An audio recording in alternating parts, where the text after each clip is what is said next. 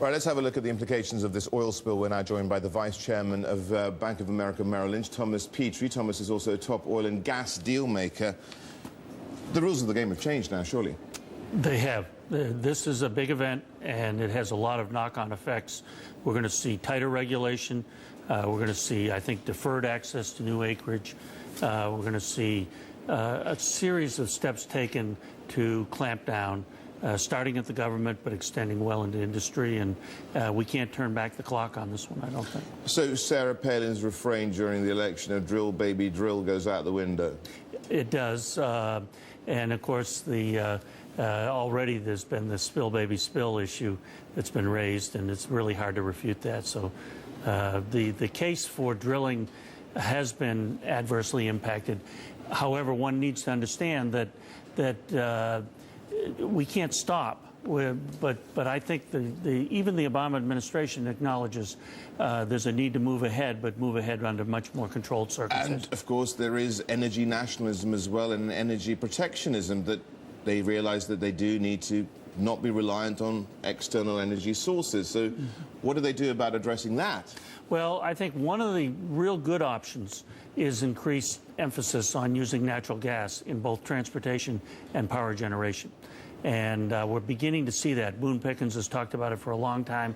He's got a lot of popular support and some support in Congress. I think it will become even more so as we go forward. Okay, and of course this should also then encourage alternative development of alternative forms of energy as well. And we're seeing evidence of that already. I mean, there's that growing momentum with that, isn't there? There is. The problem is the lead times and the actual amount that can amount to in the next 5, 10, or 15 years doesn't get us there. That's why gas is the bridge to that future while we're developing those alternatives. Now, we haven't seen the full disaster yet, the full scale of this disaster hit the shores of the Gulf of Mexico properly yet, but when we do, it's going to cost BP a lot of money, and it's going to also risk its reputation in the US, isn't it?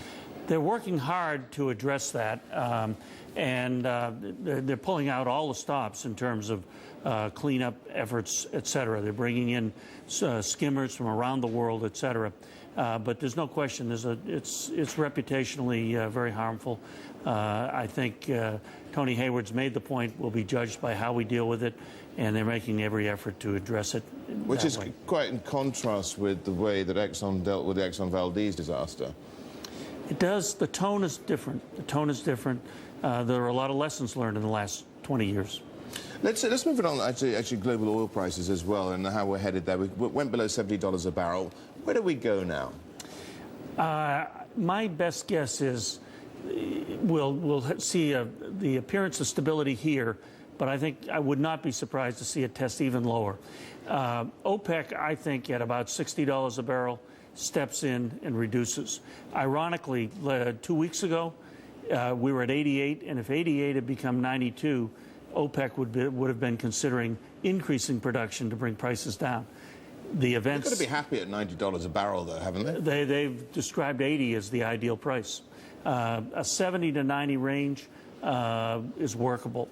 But if you test into the 60s, I suspect they take action to get back into that 70 or 80 range. Now, we did see a few years ago how OPEC was becoming less and less powerful in the oil markets, but that seemingly has changed, hasn't it? And they're back and able to manipulate prices, as a cartel would. Well, and that's right. And they would not call it manipulation, but certainly they would look to try to keep it more stable, limit the volatility within a band.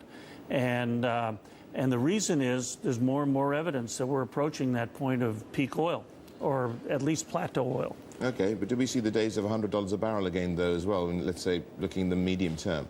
If you define medium term as the middle of this decade, I think we do, quite clearly. China's growing needs are going to be there. We'll debate whether China grows at 6 or 7% or 9 to 10%. Either way, China's energy needs are going to be formidable. There's always a tipping point, though, when it becomes at such a price that it will actually derail the economic recovery or the economic growth pattern that China's been following. That's true. That's true. And that's why OPEC didn't want it above 90. That's why OPEC did not want to revisit the experience of 2008 when we reached the point of $147 oil.